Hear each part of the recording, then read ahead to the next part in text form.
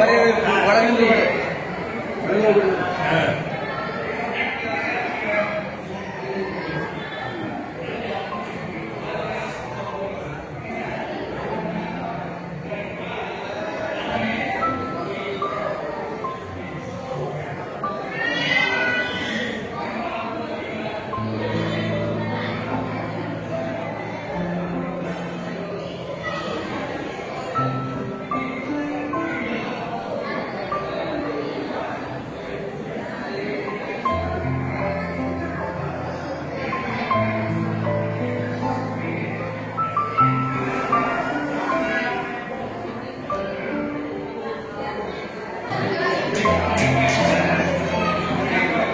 ಮಾಡ್ತಾ ಇದ್ರು, ಎಷ್ಟು ಮಹತ್ವ ಕೊಡ್ತಾ ಇದ್ರು.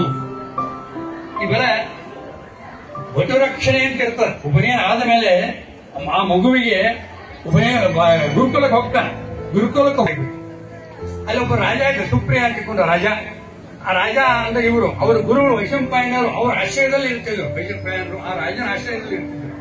ಭೀಷ್ಮ ಮಹಾಭಾರತ ವೈಶಂಪಾಯನಿಗೆ ಯಾಜ್ಞವಲ್ಕ್ಯರಿಗೆ ಒಂದು ಅದು ಬಂತು, ಸಿಟ್ಟು ಬಂತು, ಹೊರಗೆ ಹಾಕಿದ್ರು. 4 ವೇದಗಳಿದ್ರೂ ಕೂಡ ವೈಶಂಪಾಯನರು ಆ ರಾಜನಿಗೆ ಆರಾಮ ಇರದೇ ಇದ್ದಾಗ ಅವನಿಗೆ ಪ್ರತಿ ದಿವಸವೂ ಕೂಡ ಒಬ್ಬ ವಿದ್ಯಾರ್ಥಿ, ಪಾಠಶಾಲೆ ವಿದ್ಯಾರ್ಥಿ ಹೋಗಿ ಅವರಿಗೆ ಮತಾಕ್ಷತೆ ಕೊಟ್ಟು ಅವರಿಗೆ ಆರೋಗ್ಯ ಸುಧಾರಣೆ ಹೇಳಬರ್ತಾರೆ. ಹಂಗೆ ಯಾಜ್ಞವಲ್ಕ್ಯರಿಗೂ ಕೂಡ ಒಂದು ದಿವಸ ಸರತಿ ಬಂತು ಪಾಳಿ. ಅಲ್ಲಿ ಹೋದಾಗ ಯಾಜ್ಞವಲ್ಕ್ಯರು ತೀರ್ಥ ತಗೊಂಡು ಹೋದ ರಾಜನ ಮನೆಗೆ ಹೋದಾಗ ಆ ರಾಜ ನಿರ್ಲಕ್ಷ್ಯ ಮಾಡಿದ. ಅವ್ ಏನ್ ಮಾಡಿದ, ಅದಕ್ಕೆ ಮಹತ್ವ ಕೊಡಲಿಲ್ಲ. ವೇದ ಮಂತ್ರಕ್ಕೆ ತಂದಂತ ತೀರ್ಥಕ್ಕೆ ಮಹತ್ವ ಕೊಡಲಿಲ್ಲ. ಬಿಟ್ಟಿ ವ್ಯಾಸರಿಂದ ತಗೊಂಡ. ಈ ಪುಸ್ತಕದೊಳಗ ಅವ್ರು ಹೆಂಗ ತಗೊಂಡ, ಅವ್ರ ಎಡಗೇಲಿಗೆ ಏನ್ ಮಾಡ್ತಾನ ಇದ್ರೊಳಗೆ ಫೋಟೋ, ಇದ್ರೊಳಗ ಎಡಗೇಲಿ ಪ್ರಸಾದ ಕೊಡೋ ಅಂತ ಕೇಳಿ ಬರ್ತಾನ. ಅದ ಮೇಲೆ ತಿಳ್ಕೋಬೇಕು ನಾವು, ಅವ್ನು ನಿರ್ಲಕ್ಷಿದ್ದಾನ ಅಂತ ತಿಳ್ಕೊಂಡು. ಹಂಗ ಅವ್ರು ಮಾಡಿದಾಗ ಇಲ್ಲಿ ಒಮ್ಮೆ ಅವು ಮನ್ಯಾಗ ಇದ್ದಿಲ್ಲ, ಅವೆಲ್ಲ ಹೊರಗೆ ಹೋಗಿದ್ದ ಅಂತೂ ಅದ ಏನೇ ಇದ್ರು ಕೂಡ ಯಾಜ್ಞವಲ್ಕ್ಯರು ಒಯ್ದಂತ ಗುರುಗಳ ಆಜ್ಞೆ ಪ್ರಕಾರ ಅದಕ್ಕೆ ಅಲ್ಲಿಟ್ಟು ಹೋಗಂತ ಹೇಳಿದವು. ಅಲ್ಲಿ ಒಂದು ಕಂಬ ಇತ್ತು. ಆ ಕಂಬಕ್ಕೆ ಅವ್ರು ಜಿತ್ತ ಒಯ್ದು ಹಾಕಿದ್ರು ಯಾಜ್ಞವರು. ಅವ್ರು ಆ ಕಡೆ ಹೋದ್ಮೇಲೆ, ತೀರ್ಥ ಪಾಠಶಾಲಕ್ಕೆ ಹೋದ್ಮೇಲೆ ಈ ಹಾಕಿದಂತ ತೀರ್ಥದ ಕಂಬ ಚೀರ್ಲಿಕ್ಕೆ ಹತ್ತದ. ಎಷ್ಟು ಶಕ್ತಿ ಇತ್ತು ವಿಚಾರ ಮಾಡಿ. ಆಗಿನ ಕಾಲಕ್ಕೆ ಮಂತ್ರದಲ್ಲಿ ಎಷ್ಟು ಶಕ್ತಿ ಇತ್ತು.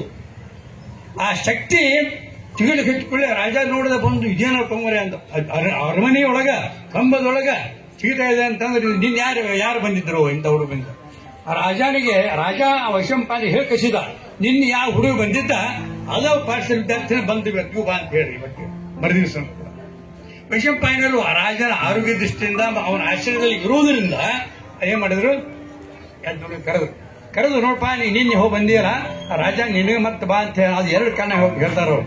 ನೀನು ಏನೋ ತಪ್ಪು ಮಾಡಿ ಬಂದಿರ್ಬೇಕು, ನಿಮ್ಮ ಮೇಲೆ ಸಿಟ್ಟಿಗಿದ್ದಿರ್ಬೇಕು ಒಂದು, ಅಥವಾ ನೀನು ಬಾ ನಿನ್ನ ವ್ಯಾಖ್ಯಾರ ಹೋಗುವ.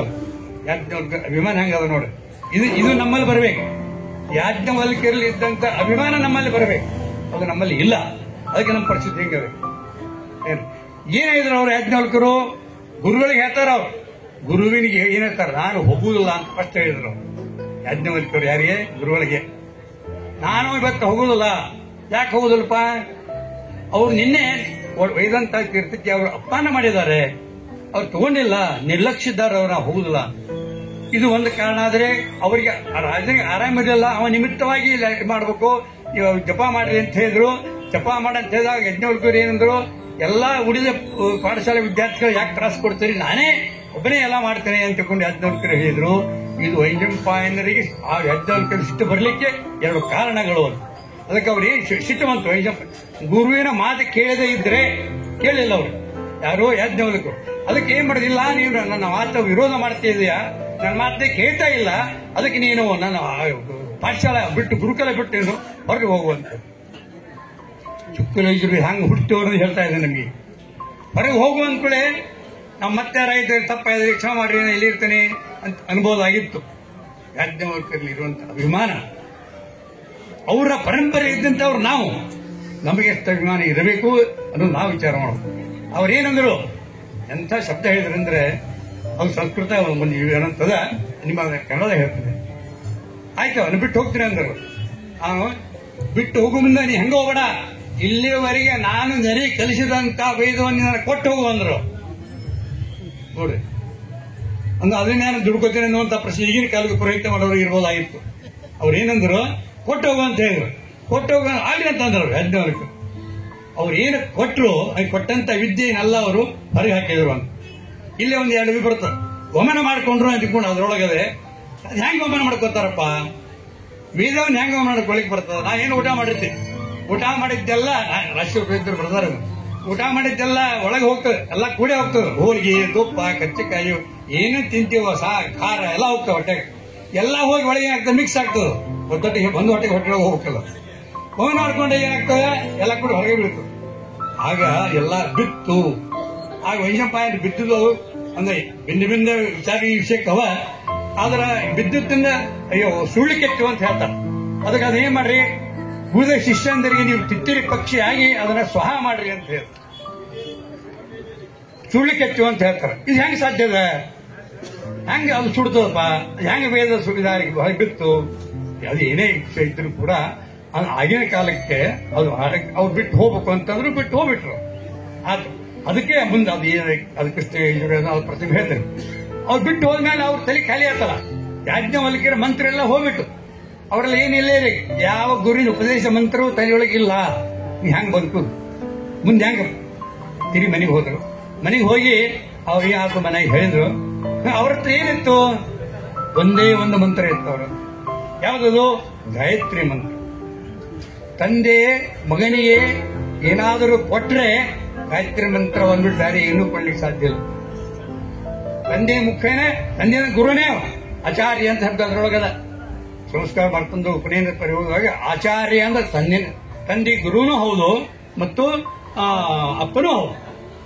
ಇವತ್ತು ನಿಮ್ಗೆ ನೆನಪದ್ ನೋಡಿ, ಇವತ್ತ ಫಾದರ್ಸ್ ಡೇ. ಇವತ್ತ ತಂದೆ ಇವತ್ತು ಫಾದರ್ಸ್ ಡೇ. ಇವತ್ತು ನಮ್ಮ ಪ್ರಕಾರ ಅಲ್ಲ, ಎಷ್ಟೊಂದು ಪ್ರಕಾರ ಇವತ್ತು ಫಾದರ್ಸ್ ಡೇ.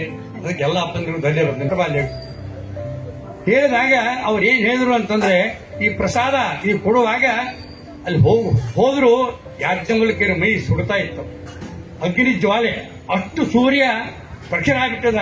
ಸೂರ್ಯನ ಒಂದು ಅಗ್ನಿ ಜ್ವಾಲೆಗಳು ಯಾಜ್ಞವಲ್ಕ್ಯರಿಗೆ ಹತ್ರ ಬರ್ತಾ ಇತ್ತು. ಅದು ನೋಡಕ್ಕೆ ಕತ್ತನಿಗೆ ವಿಗ್ರಹಣೆ ಇಲ್ಲ, ಹಿಂಗ್ ಕೂತಿದ್ದಾರೆ. ಹೌದು, ಸೂರ್ಯನ ಉಪಾಸ ಮಾಡ್ತಿದ್ದಾನೆ. ಸೂರ್ಯ ಪ್ರತ್ಯಕ್ಷ ಒಂದು ದಿವಸ ಸೂರ್ಯ ಪ್ರತ್ಯಕ್ಷ ಆಗಿ ಅವನಿಗೆ ಆ ವೇದವನ್ನು ಕೊಟ್ಟರು. ಆದಿತ್ಯ ಋಷಿಗಳ ಮುಖಾಂತರವಾಗಿ ಅದನ್ನ ಕೊಟ್ಟರು. ಸೂರ್ಯನ ವಾಜಸನಿ ಕುದುರೆ ರೂಪದಲ್ಲಿ ಬಂದು ಕೊಟ್ಟರು ಅನ್ನುವಂಥದ್ದು ಅದರೊಳಗಿದೆ. ಆದಿತ್ಯ ಋಷಿ ಎರಡು ಪೈವಾಡಲಿ ಗಣಸೇಪ ಬ್ರಹ್ಮ ಇದೆಲ್ಲ ಪದ್ಧತಿ ಅದಲ್ಲ. ಏನೇ ಇದ್ರು ಸೂರ್ಯ ಆದಿತ್ಯ ಋಷಿ ರೂಪದಲ್ಲಿ ಬಂದು ಯಾಜ್ಞವಲ್ಕ್ಯರಿಗೆ ಶುಕ್ಲ ಯಜುರ್ವೇದವನ್ನ ಕೊಟ್ಟರು ಅನ್ನೋದು ಕೇಳುವ ನಮಗೆ. ಶುಕ್ಲ ಅಂದ್ರೆ ಶುದ್ಧ ಅಂತ ನಿಮಗೆ ಹೇಳಿದೆ. ವೇದ ಯಜುರ್ವೇದೊಳಗೆ ಶುಕ್ಲ ಮತ್ತು ಕೃಷ್ಣ ಯಜುರ್ವೇದ ಅಂತಂದರು. ಶುಕ್ಲ ಯಜುರ್ವೇದ ಎರಡು, ಶುಕ್ಲ ಮತ್ತು ಕೃಷ್ಣ. ಮೊದಲ ವೇದಗಳು, ವೇದದೊಳಗ ಋಗ್ವೇದ ಯಜುರ್ವೇದ ಸಾಮವೇದ. ಆಮೇಲೆ ಯಜುರ್ವೇದೊಳಗೆ ಶುಕ್ಲ ಮತ್ತು ಕೃಷ್ಣ. ಶುಕ್ಲದೊಳಗೆ ಕಣ್ವ ಮಾಧ್ಯಮ ದಿನ ಎರಡು ಹಿಂಗ್ ಬರ್ತಾವ. ಆಗ ಶುಕ್ಲ ಯಜುರ್ವೇದ ಅವರಿಗೆ ಏನಾಯ್ತು, ಪ್ರಾಪ್ತಿಯಾಯಿತು. ಯಾರಿಗೆ? ಯಾಜ್ಞವಲ್ಕ್ಯರಿಗೆ. ಸೂರ್ಯ ಹೇಳಿದ, ಆದಿತ್ಯ ಋಷಿಗಳು ಬಂದವರಿಗೆ ಹೇಳಿದ್ರು. ನಾವು ಹೇಳ್ತಾ ವಿದ್ಯೆ ಬರ್ಬೇಕಂತಂದ್ರೆ ಬಹಳ ಕಷ್ಟ ಅದ. ನಮ್ಮ ಒಬ್ಬ ಶಾಲೆಯೊಳಗೆ ಏನ್ ಹೇಳ್ತಿದ್ರು ಅಂದ್ರೆ, ನಮ್ಮ ಹುಡುಗನ ಹೊಟ್ಟೆಗೆ ಎರಡು ಅಕ್ಷರ ಹಾಕ್ರಿ ಅಂತ ಹೇಳ್ತಾ ಇದ್ರು. ಹೇಳ್ಬೇಕು, ನಮ್ಮ ಹುಡುಗನ ಹೊಟ್ಟೆಗ ಎರಡು ಅಕ್ಷರ ಹಾಕ್ರಿ ಅಂತ. ಅಕ್ಷರ ಹೊಟ್ಟೆಗೆ ಇರ್ತಾವ ಬಾರ ಅಂದ್ರೆ ವಜ್ಜ, ಒಂದು ಕ್ವಿಂಟಲ್ ವಜ್ಜ ಅಂದ್ರೆ ವಿದ್ಯಾನ ಅಂತದ್ದು ಏನಾದ್ರು ಇಲ್ಲ. ರಾಜಹಾರಿ ನಚ ಭಾರಕಾರಿ ವ್ಯಯಕೃತ ಏವ. ವ್ಯಯ ಅಂತ ಖರ್ಚು ಮಾಡೋದು. ವ್ಯಯ ಅಂದ್ರೆ ಖರ್ಚು, ಎಕ್ಸ್ಪೆಂಡಿಚರ್. ಖರ್ಚು ಮಾಡಿದಂಗೆಲ್ಲ ದುಡ್ಡು ಕೊಟ್ಟ ಮೇಲೆ ಶುಕ್ಲ ಯಜುರ್ವೇದ ಪ್ರವರ್ತಕರು ಅವರೇ. ಶುಕ್ಲ ಯಜುರ್ವೇದ ಪ್ರವರ್ತಕರಾದರವರು. ಶುದ್ಧವಾದಂತಹ ಮಂತ್ರ. ಶುಕ್ಲ ಕೃಷ್ಣನ ವ್ಯತ್ಯಾಸ ಏನಪ್ಪ ಹೇಳ್ತೀನಿ. ಶುಕ್ಲ ಅಂದ್ರೆ ಶುದ್ಧ, ಕೃಷ್ಣ ಅಂದ್ರೆ ಏನು? ಅದು ಮಿಶ್ರ ಮಂತ್ರಗಳು, ಬ್ರಾಹ್ಮಣಗಳು ಎರಡು ವೇದನೆ. ಮಂತ್ರ ಬ್ರಾಹ್ಮಣ ಯೋಧೆ ಮಂತ್ರ ಎರಡೂ ಒಂದೇ. ಮಂತ್ರ ಮತ್ತು ಬ್ರಾಹ್ಮಣ ಎರಡೂ ವೇದನೆ. ಈಗ ವ್ಯತ್ಯಾಸ ಏನು ಅಂದ್ರೆ, ಮಂತ್ರದಲ್ಲಿ ಕೇವಲ ಮಂತ್ರ ಇರ್ತದೆ, ಇದರ ಮಿಶ್ರಣ ಇರುವುದಿಲ್ಲ. ಬ್ರಾಹ್ಮಣಗಳು ಅಂದ್ರೆ ಅದು ಗದ್ಯ, ಮಂತ್ರ ಅಂದ್ರೆ ಪದ್ಯ. ವ್ಯತ್ಯಾಸ ಅದು ಮಿಶ್ರ. ವಿಶೇಷವಾಗಿ ನಮ್ಮ ರುದ್ರ ಅಂತೀವಿ ನಾವಿ, ರುದ್ರ ಮಾಡಿದ್ವಿ ನಾವಿ. ರುದ್ರದಲ್ಲಿ ಋಗ್ವೇದದಲ್ಲಿ ರುದ್ರ ಇಲ್ಲ. ಚೈತ್ರೀಯ ತಗೋತಾರಲ್ಲ, ಚೈತ್ರೀಯ ಯಜುರ್ವೇದದಲ್ಲಿ ರುದ್ರ ಇದೆ, ಋಗ್ವೇದದಲ್ಲಿ ರುದ್ರ ಇಲ್ಲ. ಶುಕ್ಲ ಯಜುರ್ವೇದ, ಕೃಷ್ಣ ಯಜುರ್ವೇದ ಅಲ್ಲಿ ತೈತ್ರಿಯ ಉಪನಿಷತ್ ಅಂತ ಏನ್ ಬರ್ತದ, ತೈತ್ರಿಯ ರುದ್ರನ ತಗೋತಾರ ಋಗ್ವೇದೇವ್. ಎರಡನೇ ಮಾಡಿದರು ಇಂಥವ್ ಮಾಡ್ತಾರ. ಸೊ ಇಂಥದ್ದು ಯಜುರ್ವೇದ ನಮ್ಮ ಯಾಜ್ಞವಲ್ಕ ಗುರುಗಳ ಬಗ್ಗೆನೂ ಒಂದು ಕಾರ್ಯಕ್ರಮ ಮಾಡ್ಲಿ ಅಂತ ನಾವೆಲ್ಲ ಕೇಳ್ಕೊಂಡಂತ. ನಾವಷ್ಟೇ ಕೇಳೋದು ಬೇಡ, ನಮ್ಮ ನಾಡಿನ ಬರೀ ಕರ್ನಾಟಕ ಅಲ್ಲ ನಮ್ಮ ದೇಶನೂ ಅವ್ರನ್ನ ಕೇಳಿ ಅಂತ ಹೇಳಿ ನಾವು ಒಂದು ಡೇಟ್ ಫಿಕ್ಸ್ ಮಾಡೋಣ ಅಂತ. ಅದಕ್ಕೆ 1 ತಿಂಗಳು 1.5 ತಿಂಗಳು ಬಿಟ್ಟು ಅದನ್ನ ಎಲ್ಲಾ ವಾಟ್ಸ್ಆಪ್ ಗ್ರೂಪ್ ಹಾಕೋಣಂತ. ಅದನ್ನ ಒಂದು ವರ್ಷ 1 ತಾಸು 1.5 ತಾಸು ಅದ ಕಾರ್ಯಕ್ರಮ ಅವಧಿ ಇಟ್ಕೊಂಡು ಅದನ್ನ ಎಲ್ಲಾರು ಕೇಳೋಣಂತ, ಇಡೀ ನಮ್ಮ ದೇಶನ ಕೇಳೋಣಂತ. ಈಗ ಅವ್ರಿಗೆ ಟೈಮ್ ಸಾಲೋದೇ ಇಲ್ಲ, ಇನ್ನೂ 2 ತಾಸು ಕೊಟ್ಟರು ಸಾಲೋದಿಲ್ಲ ಸರ್ಗೆ. ಅದಕ್ಕೆ ಆ ಕಾರ್ಯಕ್ರಮಕ್ಕೆ ನಾವು ಜೂಮ್ ಕಾಲ್ನಿಂದ ನಾವು ಕನೆಕ್ಟ್ ಹಾಕೋಣ ಅಂತ ಎಲ್ಲರೂ. Thank you sir, thank you very much sir. ಎಲ್ಲಾ ಕಡೆ ಯಾವ ಊರಿಗೆ ಕರೆದು ನಾ ಬಂದು ಉಪನ್ಯಾಸವನ್ನು ಮಾಡ್ತೇನೆ, ನನಗೆ ಏನೂ ಅಪೇಕ್ಷೆ ಇಲ್ಲ. ಯಾಜ್ಞವಲ್ಕ್ಯ ಗುರುಗಳ ಸೇವೆ ಅಂತ ಮಾಡ್ತೇನೆ ಹೊರತಾಗಿ ಈ ಕಾಲು ಮಾಲಿ ತುಟಿ ಗುರುಗಳ ಸೇವೆ ಮಾಡಲಿಕ್ಕೆ ಅವಕಾಶ ಕೊಟ್ಟರು ಸಾಕು. ಅವರು ವೃತ್ತಿನ ಶಿಕ್ಷಕರ ವೃತ್ತಿ 45 ನಿಮಿಷ ವಿದ್ಯಾರ್ಥಿಗಳಿಗೆ ಸಾಧ್ಯದಿಲ್ಲ, ಅದನ್ನೇ ಇಲ್ಲಿ ಮುಂದುವರಿಸಿದ್ದಾರೆ. ಅವರಿಗೆ ದೇವರು ಇನ್ನೂ ಆಯುಷ್ಯ ಆರೋಗ್ಯ ಕೊಡಿ. ಅವರಿಗೆ ಇಲ್ಲಿಯವರೆಗೆ ಕಾರ್ಯಕ್ರಮವನ್ನು ಪ್ರವಚನ ಕಾರ್ಯಕ್ರಮ ನಡೆಸಿಕೊಟ್ಟದಕ್ಕಾಗಿ ಧನ್ಯವಾದಗಳು. ಈಗ ಅವರಿಗೆ ಗೌರವ ಸಮರ್ಪಣೆ ವೆಂಕಟೇಶ್ ಶಿವರಾಮ್ ಸಿರುಗುಪ್ಪಿ ಅವರಿಂದ ಗೌರವ ಸಮರ್ಪಣೆ. ಶಿವರಾಮ್ ಸಿರುಗುಪ್ಪಿ.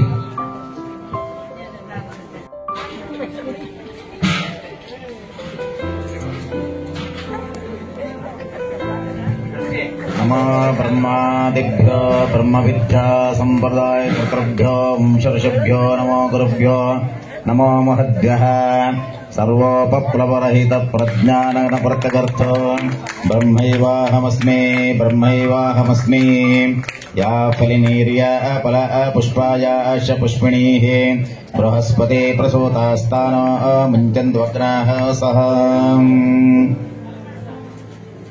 ಅವರಿಗೆ ಅದೇ ರೀತಿಯಾಗಿ ಪರಮ ಪೂಜ್ಯ ವಿಶ್ವನಾಥ ಸ್ವಾಮಿಗಳಿಗೆ ಸತ್ಕಾರ ನಮ್ಮ ಸಂಘದ ಗೌರವಾಧ್ಯಕ್ಷರಾದ DS ಆಚಾರ್ಯ ಅವರಿಂದ.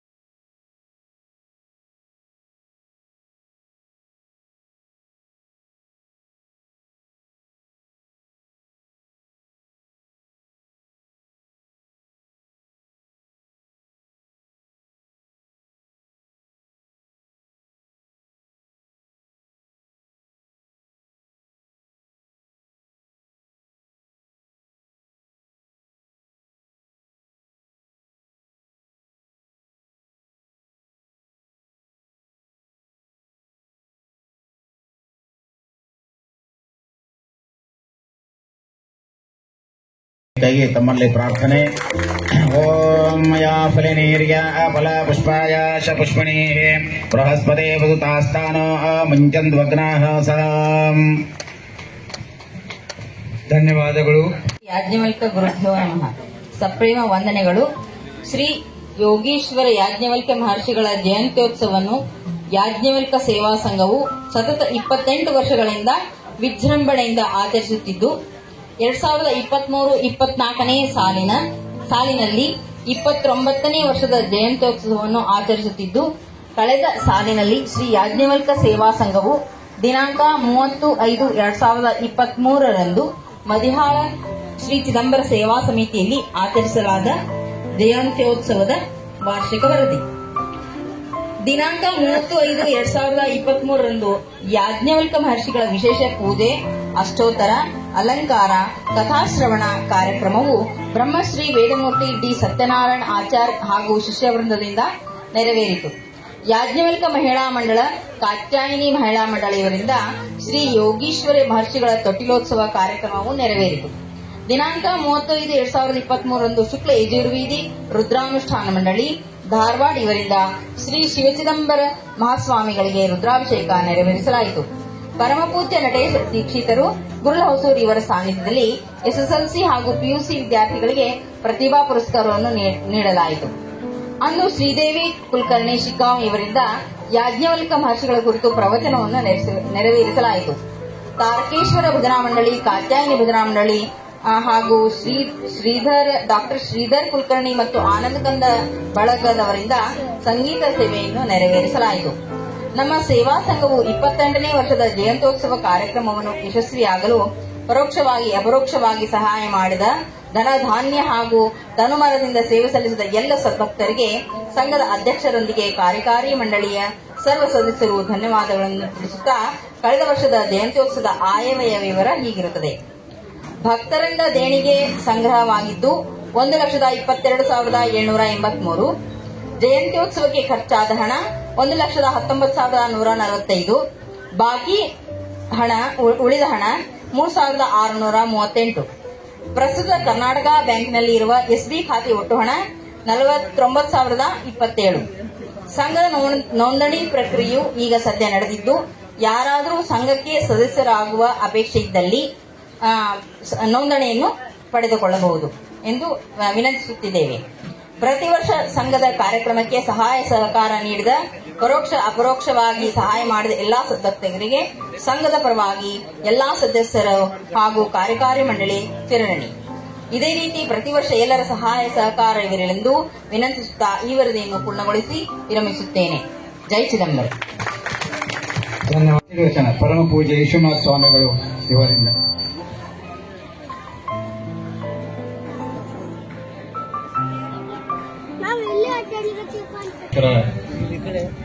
ಯಾಜ್ಞವಲ್ಕರ ದಿವ್ಯ ಚರಣಗಳಿಗೂ, ಚಿದಂಬರ ಮಹಾಸ್ವಾಮಿಗಳ ಶೇಷಾಚಲ ಸದ್ಗುರುಗಳ ದಿವ್ಯ ಚರಣಗಳಿಗೂ ಅನಂತ ಕೋಟಿ ನಮಸ್ಕಾರಗಳನ್ನು ಸಲ್ಲಿಸ್ತಾ, ಬಹಳ ಸುಂದರವಾಗಿರ್ತಕ್ಕಂತಹ ಇವತ್ತಿನ ಕಾರ್ಯಕ್ರಮ. ನನಗೆ ಮದಿಹಾಳದೊಳಗೆ ಮಾತಾಡಬೇಕಂದ್ರೆ ಬಹಳ ಪ್ರೇಮ್ ಬರ್ತದೆ. ಯಾಕೆ ಪ್ರೇಮ್ ಬರ್ತದಂದ್ರ 2010ನೇ ಇಸ್ವಿ ಮಾರ್ಗಶೀರ್ಷ ಶುದ್ಧ ಪ್ರತಿಪಾದ ದಿವಸ ನಾ ಮೊಟ್ಟ ಮೊದಲು ಕೀರ್ತನ ಮಾಡಿದ್ದ ಇಲ್ಲೇ ಮಾಡಿ. ನಂಗೆ ಕೀರ್ತನ ಅಂತ ಗೊತ್ತಿಲ್ಲ, ಪ್ರವಚನ ಅಂತ ನಂಗೆ ಗೊತ್ತಿಲ್ಲ. ನಾನು ನಮ್ಮ ತಾಯಿ ದೇಹ ಬಿಟ್ಟಿದ್ರು. ನಾ 3-4 ತಿಂಗಳು ಬಹಳ ಮನಸ್ಸು ಅಸ್ವಸ್ಥ ಆಗಿತ್ತು ನಂದು. ಈ ಪಾದಯಾತ್ರ ಮಂದಿ ಸಂತಿ ಹೋದ್ರ ಮನಸ್ಸೇನಾರ ನಿವಾಂತ ಆಗ್ತದನಂತ ತಿಳ್ಕೊಂಡು ನಾ ಪಾದಯಾತ್ರಕ್ಕೆ ಬಂದ ಹೊರತು ನಾ ಪ್ರತಿ ವರ್ಷ ಬರ್ತೇವೆ ನಂಗೆ ತಲೆಯೊಳಗಿಲ್ಲ, ನಂದು ಇಚ್ಛಾ ನಿಂತಿದ್ದಿಲ್ಲ. ನಾ 4-5 ದಿವಸ ಆದ್ಮೇಲೆ ಕರೆನ ದಿಂಡಿ ಒಳಗೆ ನಾ ಬಹಳ ಸುಖ ಪಟ್ಟೆ. ಇಲ್ಲಿ ಬಂದೆ, 2 ಹೊತ್ತು ಅಪ್ಪ ಕೀರ್ತನ ಮಾಡ್ತಿದ್ರು. ನಾ ಸುಮ್ಮನೆ ಒಂದ್ ಕಡೆ ಕೂತಿದ್ದೆ. ನಮ್ ದಿಂಡಿ ಹವಾಲ್ದಾರ ಪಾಂಡಣ್ಣ ಕರೆದ ನನ್ ಬರೀ ಸಮಯ ನೀವ್ ಹೋಗಿ ಕೀರ್ತನ ಮಾಡ್ರಿ. ನಾವು ನಾಂದೇ ಪಾಂಡಣ್ಣ ನನ್ ಕೀರ್ತನ ಬರಂಗಿಲ್ಲ ಮರೆ, ನೀವು ಬರಂಗಿಲ್ಲ ಅದೆಲ್ಲ ವೀಣಾ ಹಾಕೊಂಡು ನಿಂದ್ರಿ ಅವೇನ್ ನೋಡಿಸ್ತಾನೆ ನೋಡಿದೆ ಅನ್ನ. ನನಗೆ ಅಕ್ಷರಶಃ ಹೇಳ್ತೀನಿ, ನನಗ್ ಮೊದ್ಲೇಸ್ತಿ ಇದ ಹಾಲ್ ಒಳಗ ಸ್ವಾಮಿ ಎದುರಿಗೆ ನಿಂತಿದ್ದೆ. ನನಗೆ ಏನ್ ಮಾತಾಡ್ಬೇಕು ಅಕ್ಷರಶಃ ಅಂತ ಹೇಳಿಲ್ಲ. ಇವತ್ತೇನಾದ್ರೂ ನಾ ಮಾತಾಡ್ತೇನಪ್ಪ 4 ವಿಷಯ ಅಂತಂದ್ರೆ, ಮೊಟ್ಟ ಮೊದಲು ನಾನು ಮಾತಾಡ್ತೀನಿ ಹಚ್ಚಿದಂತ ಈ ಚಿದಂಬರೇಶ್ವರ ಮಂದಿರದಲ್ಲಿ ಇರದ ಶಕ್ತಿಯನ್ನು ನಾನು ಹೇಳ್ತೀನಿ. ಎಷ್ಟು ಜನರಿಗೆ ಅನ್ನ ಹಾಕಿದಂತ ಪುಣ್ಯ ಭೂಮಿ ಅದು. ಇವತ್ತು ತಾಯಿ 1 ನಿಮಿಷ ದಯಮಾಡಿ 1 ನಿಮಿಷ, ಆಮೇಲೆ ವಿಷಯ ಏನ್ ಹೇಳಿಕೊಂಡೇನೆ ಅಂತಂದ್ರ, ಇವತ್ತು ಸುಂದರವಾಗಿ ಮಾತಾಡಿದ್ರು ಇಬ್ರು. ನಾ ಸಂಘಟನಾಕಾರ ಹತ್ರ ಒಂದು ವಿನಂತಿ ಮಾಡ್ಕೋತೀನಿ, ಕೈ ಜೋಡಿಸಿ ದಯಮಾಡಿ ತಪ್ಪು ತಿಳ್ಕೊಬೇಡ್ರಿ.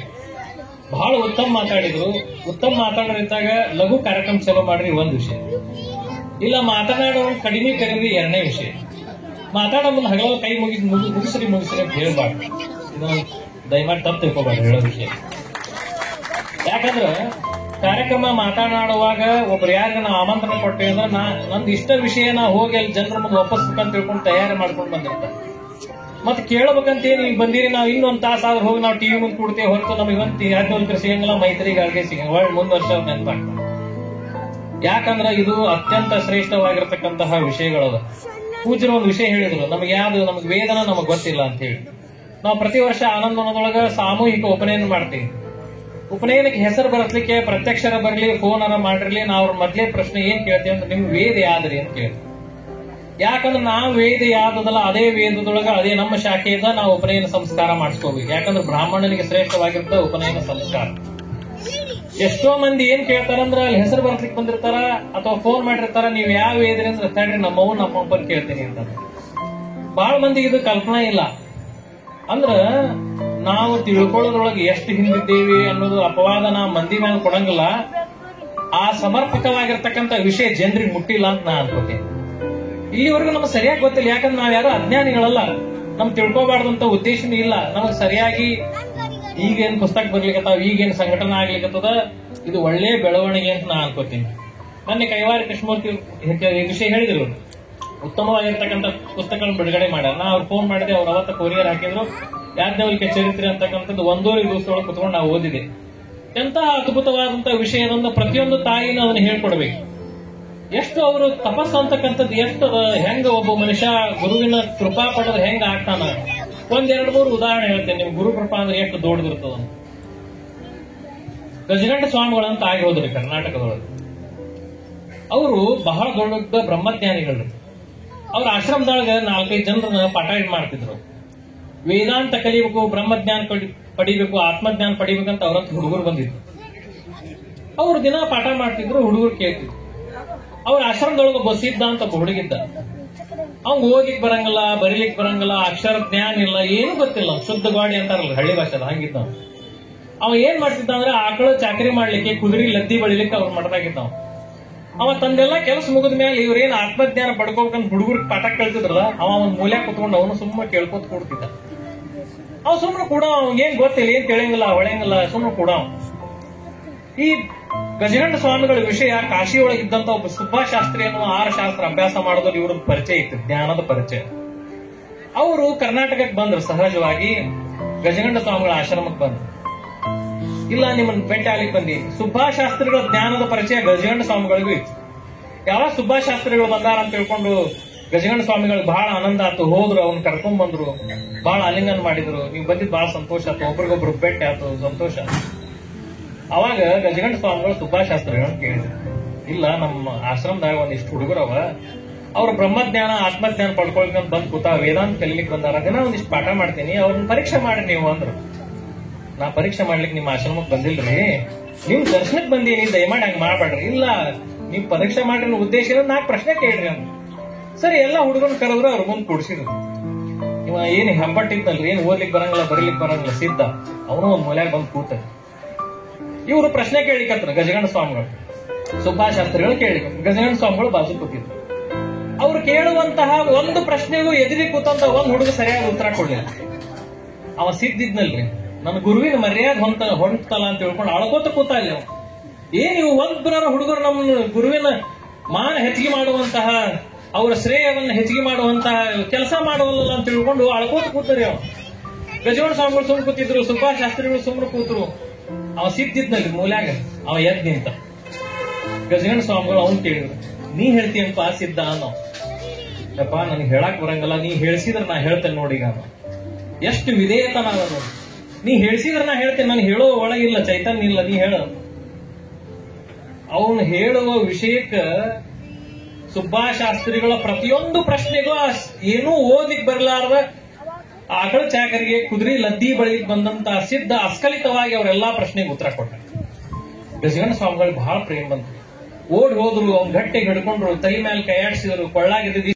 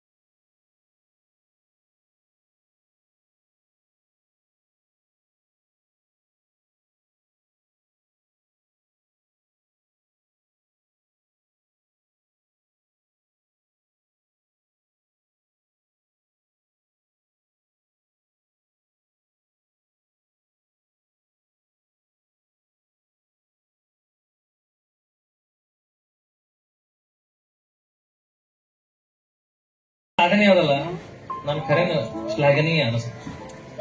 ಯಾಕೆ ನಮ್ಮ ಮಕ್ಕಳು ಗಾಯತ್ರಿ ಮಾಡಂಗಿಲ್ಲ ಅಂತಂದ್ರೆ ಅದು ಗಾಯತ್ರಿ ಒಳಗೆ ಏನ್ ಶಕ್ತಿ ಅದ ಅಂತ ಅವ್ರಿಗೆ ಅರಿವಿಲ್ಲ, ಕಲ್ಪನಾ ಇಲ್ಲ, ನಮ್ಗೆ ಗೊತ್ತಿಲ್ಲ ನಮ್ ಗಾಯತ್ರಿ ಒಳಗೆ ಏನ್ ಶಕ್ತಿ ಅದ.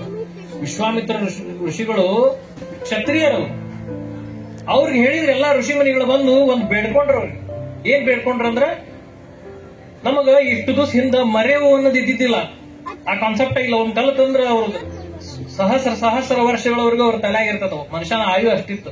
ನಿಧಾನವಾಗಿ ಮರೆವು ಅನ್ನೋದು ಚಲವಾದ ಬಂದು ವಿಶ್ವಾಮಿತ್ರ ಋಷಿಗಳ ಹತ್ರ ಬೇಡ್ಕೊಂಡ್ರ ಜನ ಋಷಿಗಳು.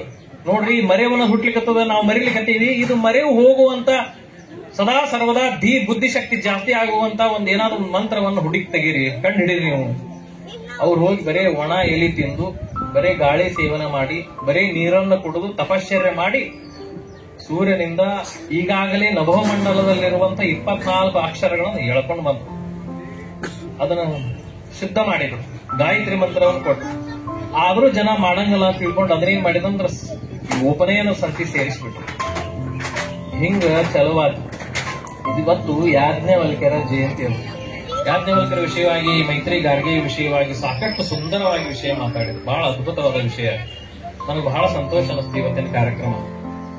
ಇವತ್ತು ಶುಕ್ಲ ಯಜುರ್ವೇದದ ಸಂಹಿತೆಯ ವಿಷಯವನ್ನ ಸತ್ಯನಾರಾಯಣಾಚಾರ್ಯರು ಹೇಳಿದ್ರಾಗ 4 ವೇದದಲ್ಲೂ ಅತ್ಯಂತ ಕಡಿಮೆ ಮಂತ್ರವುಳ್ಳ ಸಂಹಿತೆ ಯಾವ್ದಪ್ಪ ಅಂದ್ರೆ ಶುಕ್ಲ ಯಜುರ್ವೇದ ಸಂಹಿತೆ. ಗುರುಕೃಪಾ ಹಿ ಕೇವಲಂ ನಿತ್ಯ ಪರಮ ಮಂಗಲ. ಗುರುಕೃಪಾ ಅನ್ನೋದು ಬಹಳ ದೊಡ್ಡದಿರುತ್ತೆ. 1907ನೇ ಇಸ್ವಿಯೊಳಗೆ ಶೇಷಾಚಲ ಸದ್ಗುರುಗಳು ಆನಂದವನದೊಳಗ ವೇದ ಪಾಠಶಾಲೆಯನ್ನ ಪ್ರಾರಂಭ ಮಾಡಿದ್ರು. ಅನೇಕ ಮಕ್ಕಳು ವೇದ ಕಲಿಲಿಕ್ಕೆ ಬಂದರು. ಹಾವನೂರಿನಿಂದ ಹನುಮಂತಾಚಾರ್ಯ ಅನ್ನೋವ ವೇದ ಕಲಿಲಿಕ್ಕೆ ಬಂದರು. ಅಷ್ಟೊತ್ತಿವರೆಗೂ ವೇದ ಸಂಸ್ಕೃತ ಶುಕ್ಲ ಯಜುರ್ವೇದ ಕರ್ಣೋಪಕರಣವಾಗಿ ಕಿವಿಯಿಂದ ಕಿವಿಗೆ ಬಂದಿದ್ದೇ ವಿನಃ ಸಾಹಿತ್ಯ ರೂಪವಾಗಿ, ಗ್ರಂಥ ರೂಪವಾಗಿ ಎಲ್ಲಿ ಇದ್ದಿದ್ದಿಲ್ಲ. ಯಾರ ಸಂಹಿತೆಯನ್ನು ಹೇಳ್ತಾರೆ ಶುಕ್ಲ ಯಜುರ್ವೇದ, ಅವನು ತನ್ನ ವಿದ್ಯಾರ್ಥಿಗಳು ಹೇಳ್ಕೊಡ್ತಿದ್ರು, ಅವನ ವಿದ್ಯಾರ್ಥಿಗಳು ಹೇಳ್ಕೊಡ್ತಿದ್ದ. ಹಿಂಗ್ ಸಹಸ್ರ ವರ್ಷಗಳಿಂದ ಬಂದದ ಹೊರತು ಗ್ರಂಥ ರೂಪದೊಳಗೆ ಇದ್ದಿದ್ದಿಲ್ಲ. ಆನಂದನೊಳಗೆ ಶುಕ್ಲ ಯಜುರ್ವೇದ ಪಾಠ ನಡೀತಿತ್ತು. ಹನುಮಂತಾಚಾರ್ಯ ಬಂದಿದ್ದೀವ ಪಾಠ ಕಲಿ ಕೂಡ್ತಿದ್ದ. 2 ವರ್ಷ ಆತ್ರಿ.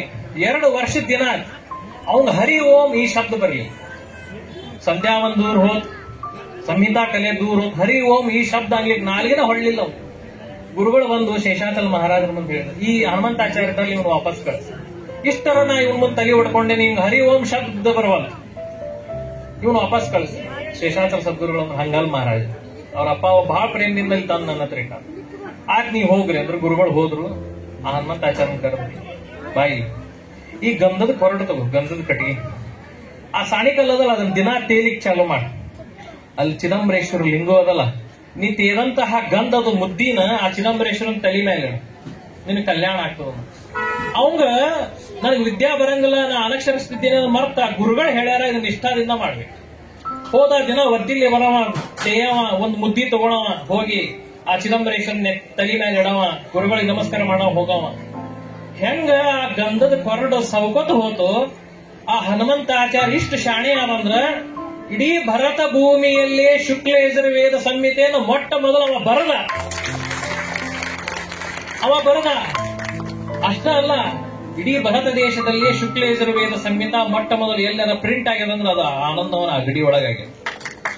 ಇವತ್ತು ಅಗಡಿ ಆನಂದವನದ ಶುಕ್ಲ ಯಜುರ್ವೇದ ಸಂಹಿತವನ್ನ ಕಾಶಿ ಒಳಗ ರೆಫರೆನ್ಸ್ ಗ್ರಂಥ ಅಂತ ಇಟ್ಕೊಂಡ.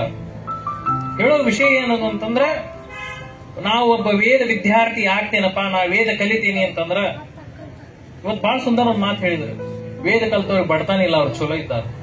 ನಮ್ಮ ವೇದ ಪಾಠಶಾಲೆಯೊಳಗೆ ಓದಿದಂತ ಇವತ್ತು 80% ಹುಡುಗರ ಹತ್ರ ಕಾರ ಎಲ್ಲ ಬಹಳ ಚಲೋ ಇದ್ದಾರೆ.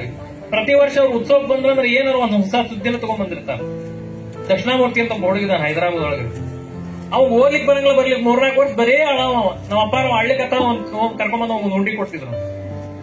ಉಂಡಿ ಆಶೆ ಕಾನೂನು ಅವನಿಗಿದ್ದ ಸಿಹಿ ಸೇರ್ದು ಅಂತ ಹೇಳಿ ಅವ ವೇದ ಕಲಿತಾ ಹೋದ. ಅಲ್ಲಿ ಹೋಗಿ ಒಂದು ಸೈಟ್ ತಗೊಂಡ ಮನಿ ಕಟ್ಸಿದ. ಮನಿ ಕಟ್ಟಿದ ಮೇಲೆ ಅವನ ಮನಿ ಹತ್ರ ದೊಡ್ಡ ಮಾಲ್ ಬಂದು. ಮೊನ್ನೆ ಜೇಷ್ ದ್ವಿತೀಯ ದಿವಸ ಬಂದಾಗ ಅವ್ ಹೇಳಿದ, ಸ್ವಾಮಿಯರ ನನ್ನ ಮನಿ 3 ಕೋಟಿ ರೂಪಾಯಿ ಕೇಳಿಕತ್ತಾರ್ರಿ ಈಗ ಅಂತ. ಅಂದ್ರ ಯಾಜ್ಞವಲ್ಕ್ಯ ಋಷಿಗಳ, ಕಣ್ವ ಮಹರ್ಷಿಗಳ ಸಂಪೂರ್ಣ ಕೃಪಾಶೀರ್ವಾದ ವೇದದ ಮೇಲ, ವೇದ ಕಲ್ತಂತವ್ರ ಮೇಲೆ ರಕ್ಷಣೆ ಆಗ್ತದೆ.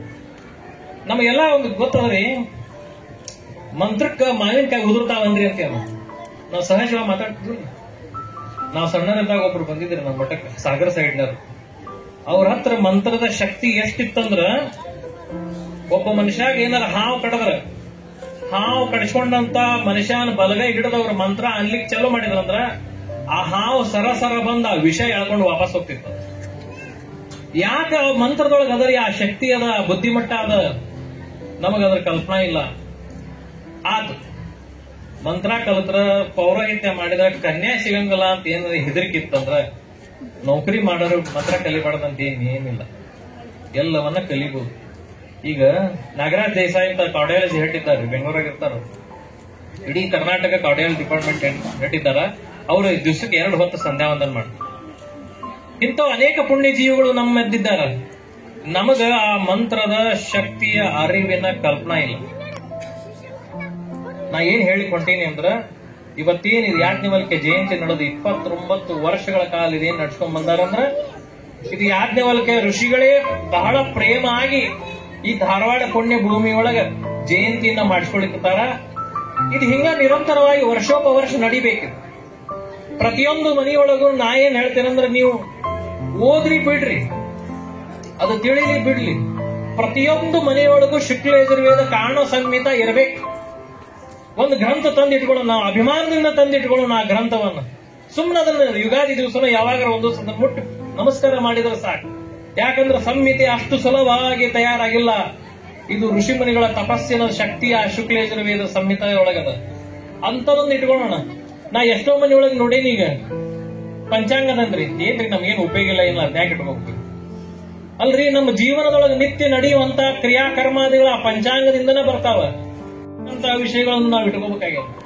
ನಾವು ಬಹಳ ಮನೆಯೊಳಗೆ ಈ ಪ್ರಶ್ನೆ ಕೇಳ್ಯಾರ, ನಾನು ಕನಿಷ್ಠ 50 ಮನ್ಯಾಗಾರ ಕೇಳ್ಯಾರ, ಸ್ವಾಮಿ ಈ ದೊಡ್ಡದೇವ್ರ ಮುಂದೆ ಏನ್ ಮಾಡ್ಬೇಕು? ಬಹಳ ಮನೆಗೆ ಪ್ರಶ್ನೆ ಕೇಳ್ಯಾರ ನಮ್ಗೆ. ಮಗ ನೌಕರಿ, ಸೊಸಿ ನೌಕರಿ, ಇದನ್ನ ಏನ್ ನಾವ್ ಕೈಕಾಲ ಹಣ್ಣಾಗ್ಲಿಕ್ಕತ್ತಾವ್ರಿ, ನಾವ್ ಇದ್ರ ಮುಂದೆ ಏನ್ ಮಾಡ್ಬೇಕು? ನೀರಿಗೆ ಕಳಿಸ್ಬೇಕ, ಅವ್ರ ಒಯ್ಯ ಅಂದ್ರೆ ಒಯ್ಯಂಗಿಲ್ರಿ, ಇದನ್ನ ಎಷ್ಟು ದಿವಸ ಅಂತ ಪೆಟ್ಟಿಗೆಯಾಗಿ ಇಡ್ಬೇಕು. ಇವತ್ತು ಎಷ್ಟು ಪ್ರಶ್ನೆ ಅವ್ರು ಇವತ್ತು ನಮ್ಗ ನಿಜವಾಗಿ ಹೇಳ್ಬೇಕು. ಮೊನ್ನೆ ನಮ್ ತಾಯಿ ಕೇಳಿದ್ ನನಗೆ ಅಗಡಿ ಉತ್ಸವದಾಗ, ಗುರುಗಳ ನನಗೆ ವಯಸ್ಸಾತ್ರಿ, ಈ ಜ್ಯೇಷ್ಠ ಗೌರಿ, ಸವರ್ಣ ಗೌರಿ ಇವನ್ನೆಲ್ಲ ಹೆಂಗ್ರಿ? ಅಲ್ಲ, ನಮ್ಮ ಹತ್ರ ಎಷ್ಟು ಪ್ರಶ್ನೆಗಳವ. ಅದು ಎಲ್ಲದಕ್ಕೂ ಒಂದೇ ಒಂದು ಉಪಾಯ ಏನೋದಪ್ಪ ನಾವಂತಂದ್ರ, ಇವತ್ತು ಭಗವಂತ ನಮ್ಮನ್ನ ಈ ಅವಸ್ಥದೊಳಗೆ ಇಟ್ಟ ಅನ್ನೋದಲು, ಆ ಅವಸ್ಥೆ ಒಳಗೆ ನಾವು ಸುಖವಾಗಿರೋದನ್ನ ಕಲಿಯಬೇಕು. ಹೆಂಗ್ ಕಲಿಬೇಕು ಅಂತಂದ್ರ, ನಮಗೇನ್ ಆಗ್ಬಿಟ್ಟದಂದ್ರ, ನಾವು ನಮ್ಮ ಮನಸ್ಸು ಯಾಕೆ ದುಃಖ ಆಗ್ಲಿಕ್ಕೆ ಗೊತ್ತಲ್ರಿ, ನಮ್ಮನ್ನ ನಾವು ಮತ್ತೊಬ್ರಿಗೆ ಹೋಲಿಕೆ ಮಾಡ್ಕೋತೀವಿ. ಇಷ್ಟು ಜನ ಹಿರಿಯರಿದ್ದೀರಿ, ನೀವು ಯೋಚನೆ ಮಾಡ್ರಿ. 40-30 ವರ್ಷದ ಹಿಂದೆ ಇದ ಬ್ರಾಹ್ಮಣ್ಯದೊಳಗ ಮನ್ಯಾಗ ಮಕ್ಕಳದು ತಂಗಿಯಂದ್ರ ಲಗ್ನ ಮಾಡೋದು ಎಷ್ಟು ತ್ರಾಸ. ಮಕ್ಕಳು ಬಾಣಂತನಕ್ಕೆ ಬಂದ್ರೆ ಎಷ್ಟು ಒದ್ದಾಡ್ತಿದ್ರಿ ಹಿರಿಯರು. ಮನ್ಯಾಗ ಶಿಕ್ಷಣ, ಮಕ್ಕಳು ಶಿಕ್ಷಣ ಕೊಡೋದು ಎಷ್ಟು ತ್ರಾಸಿತ್ತು.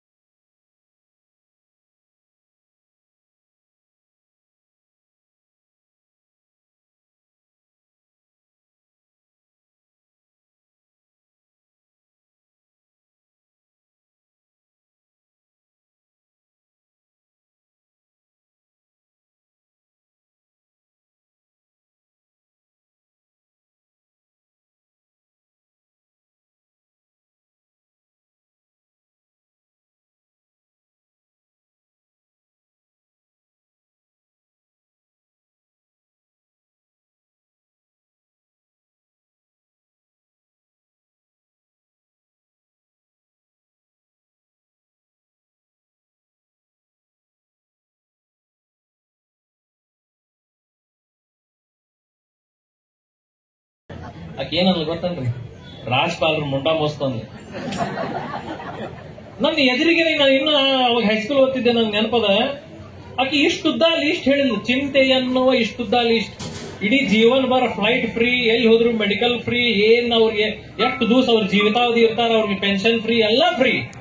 ಚಿಂತೆ ಅನ್ನೋದು ಹೋಗ್ಯದೇನ್ರಿ? ಹೋಗಂಗಿಲ್ಲ, ಅದು ಹೋಗಂಗಿಲ್ಲ. ಸದ್ಗುರುನಾಥ ಅನ್ನವ ನಮ್ಮ ಮೇಲೆ ಯಾವಾಗ ಕೃಪಾ ಮಾಡ್ತಾನಲ್ಲ, ಬಹಳ ಸರಳವಾಗಿ ನೀರಾಗಿನ ಕಲ್ಲು ಎತ್ತದಂಗ, ಮಲಗಿ ಹೂ ಎತ್ತದಂಗ ನಮ್ಮ ಮನೆ ಚಿಂತಾವ ಹೋಗ್ತಾವ. ಆಗ ನಾವು ನಮ್ ಚಿಂತೆದ, ನಾವು ಚಿಂತೆದ, ನಮ್ ಚಿಂತೆದ ಅದನ್ನ ಒಪ್ಪಿಸ್ಬಿಡ್ಬೇಕ್ರಿ. ಯಾರಿಗಿಲ್ಲ ಹೇಳ್ರಿ ಚಿಂತೆ ನೋಡೋಣ. ಚಿದಂಬರ ಮಹಾಸ್ವಾಮಿಗಳನ್ನ ನಿಂದ ಮಾಡ್ಲಿಲ್ಲ ಅಂದ್ರೆ ಜನ ಎದುರಿಗೆ ಬೈತು. ಶೇಷಾಚಲ ಸದ್ಗುರುಗಳನ್ನ ನಿಂದ ಮಾಡಿ, ಗರ್ಗದ ಮಡಿವಾಳಪ್ಪನವ್ರ ಮೈ ಮೇಲೆ ಕಂಡಾವಾಗ ನವಲಗನ್ ನಾಗಲಿಂಗದವ್ರ ನಿಂದ ಮಾಡಿದ್ರು. ನೀವ್ ಎಕ್ಕಟ್ ಮಹತ್ ಪುರುಷ ಚರಿತ್ರೆ ಓದ್ ನೋಡ್ರಿ, ಅವ್ರು ಇಷ್ಟರ ಚಿಂತೆ, ಇಷ್ಟರ ದುಃಖ, ಇಷ್ಟರ ಅವಮಾನ, ಇಷ್ಟರ ಅಪಮಾನ. ಮತ್ತ ಅವ್ರು ಯಾರು ಸಂಸಾರ ಮಾಡ್ಲಿಕ್ಕೆ ಇಲ್ಲಿ ಬಂದೇ ಇಲ್ಲ. ನೀವು ನೋಡ್ಬೇಕಾದ್ರೆ ತುಕಾರಾಮ್ ಮಹಾರಾಜರು ಭಾಂಡಾರ ಪರ್ವತದ ಮೇಲೆ ವಿಠಲ್ ಬೆಟ್ಟ ಆಗ್ತಿದ್ದ, ಕೆಳಗೆ ಊರೊಳಗ ಅವ್ರು ಹರಕ ಗುಡಿಸಲ, ಮುರುಕು ಚಾಪಿರಿ, ಒಂದ್ ಹೆಂಡತಿ 2 ಮಕ್ಕಳು ಉಪವಾಸ ಸತ್ತು ಹೋದ್ರು ತುಕಾರಾಮ್ ಮಹಾರಾಜರಿಗೆ.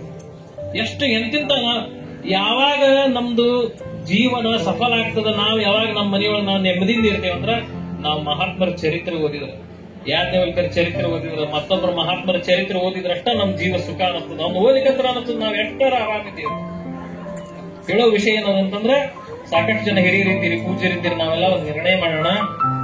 ಶುಕ್ಲ ಯಜುರ್ವೇದ ಉಳಿಬೇಕು, ಶುಕ್ಲ ಯಜುರ್ವೇದ ಬೆಳಿಬೇಕು.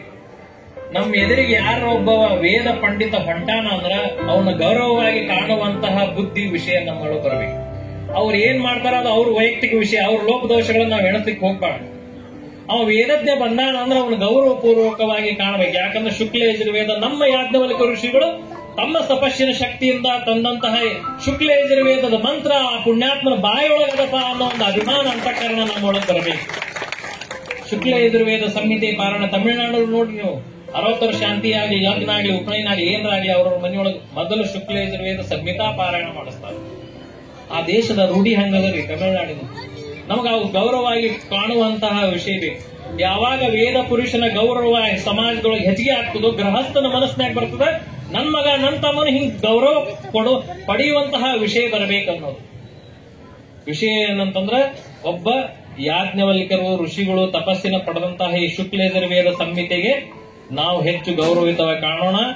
ನಮ್ಮ ಮನೆಯೊಳಗೊಂದು ಶುಕ್ಲ ಯಜುರ್ವೇದ ಗ್ರಂಥವನ್ನು ಇಟ್ಕೊಳ್ಳೋಣ ಅಭಿಮಾನದಿಂದ. ಇದು ನನ್ನ ವೇದದ ಒಂದು ಗ್ರಂಥವನ್ನು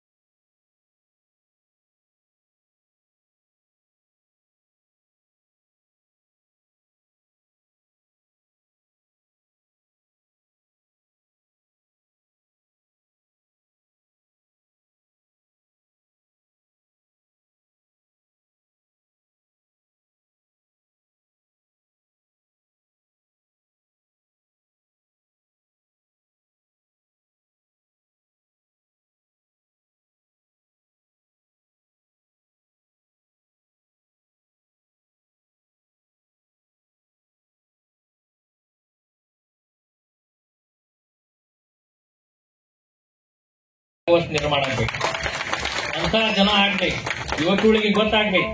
ಇವತ್ತೇನು ಸಣ್ಣ ಸಣ್ಣ ಚರಿತ್ರೆಗಳು ಬಂದಾವ, ಇವನ್ನೆಲ್ಲ ಓದಿ ನಾವು ಅರ್ಥೈಸ್ಕೊಂಡು ಆ ಮಹಾತ್ಮರ ಜೀವಿಗಳ ಚರಿತ್ರೆಯನ್ನ ಓದಿ ನಾವು ಅವರ ಕೃಪೆಗೆ ಪಾತ್ರ ಆಗೋಣ ಅಂತ ಹೇಳಿ ಈ 4 ಮಾತುಗಳನ್ನ ಅವರ ಯಾಜ್ಞವಲ್ಕ್ಯರ ಚರಣಕ್ಕೆ ಸಮರ್ಪಣೆ ಮಾಡ್ತೇನೆ. ಶಿವಚಿರ ಪೂಜೆಯಲ್ಲಿ ವಂದನಾ ಪೂರ್ವಕವಾಗಿ ನಮಸ್ಕರಿಸುತ್ತಾ ಮುಂದಿನ ಕಾರ್ಯಕ್ರಮ ಅಧ್ಯಕ್ಷರ ಭಾಷಣ ಪ್ರಕಾಶ್ ಕುಲಕರ್ಣಿ ಅವರು. ಗುರುದೇವ ನಮಃ. ವೇದಿಕೆ ಮೇಲೆ ಆಸೀನರಾದಂತಹ ಎಲ್ಲ ಗಣ್ಯರು ನಮಸ್ಕರಿಸುತ್ತಾ ಈಗ ಗೊತ್ತಾಗಿದೆ, ಬಹಳ ಮಾತಾಡೋದಿಲ್ಲ. ಆದರೂ ಒಂದೆರಡು ಮಾತಾಡಬೇಕಾಗಿದೆ. ನಾವು ಜಯಂತಿಯನ್ನು ಮಾಡ್ತೇವೆ, ಯಾಕೆ ಮಾಡ್ತೇವೆ ಅಂತ ಅನ್ನೋದು ವಿಚಾರ ಅಂದ್ರೆ ನಮ್ಮ ಶುಕ್ಲಜರಿ ಒಂದು ಸಂಘಟನೆ ಆಗಲಿ, ಸಂಘಟನೆ ಕೂಡಿ ನಾವು ಜಯಂತಿ ಆಚರಣೆ ಎಲ್ಲರೂ ನಮ್ಮಲ್ಲಿ ಕೂಡಬೇಕು, ಒಂದಾಗಬೇಕು ಅನ್ನೋ ವಿಚಾರದಿಂದ ನಾವು ಜಯಂತಿ ಮಾಡ್ತೇವೆ. ಆದರೆ ಇಲ್ಲಿ ಸಂಘಟನೆ ನಮ್ಗೆ ಕಡಿಮೆ ಆಗ್ತಾ ಇದೆ. ಪ್ರತಿ ವರ್ಷ ಸಂಘಟನೆಗೆ ಸಂಡೇ ಇವತ್ತು ಇತ್ತು ಬೇಕಾದ ಮಂದಿ ಬರಬಹುದು ಅಂತ ವಿಚಾರ ಇಟ್ಕೊಂಡಿದ್ವಿ. ಆದ್ರೆ ಆ ಸಂಡೇ ತಕ್ಕ ಯಾರು ಸಂಘಟನೆ ಆಗ್ತಾ ಇಲ್ಲ. ಆಮೇಲೆ ಬರೀ ಏಜ್ ಆದವರು ಬರ್ತಾ ಇಲ್ಲ, ಹುಡುಗರಂತ ಯಾರು ಬರ್ತಾ ಇಲ್ಲ.